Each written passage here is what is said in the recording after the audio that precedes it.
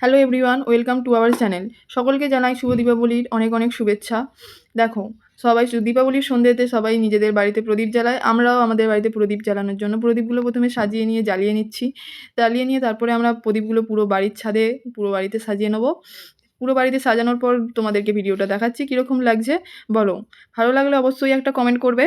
এবার দেখো, ঘরের জানলাতেও আমরা এরকম সুন্দরভাবে প্রদীপ দিই। এই প্রদীপগুলো কিন্তু আমরা নিজেরাই বানিয়েছি প্রদীপগুলো। এবার আমরা চলে এসেছি মন্দিরেও এরকম সুন্দরভাবে আমরা বাতি দিয়ে সাজিয়ে দিই।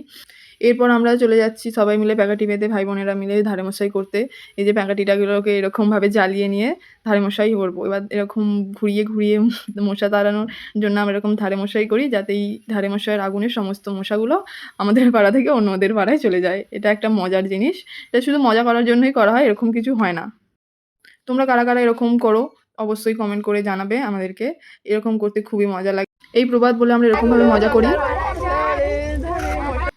এভাবে ধারে মশাই করে আমরা মজা করি, প্যাকেটটা শেষ হওয়া না পর্যন্ত। আবার কারো নিভে গেলে এভাবে জ্বালিয়ে নিই। এরপর বাজি পোড়ানোর মুহূর্তটা আমরা পরের ব্লগে শেয়ার করব।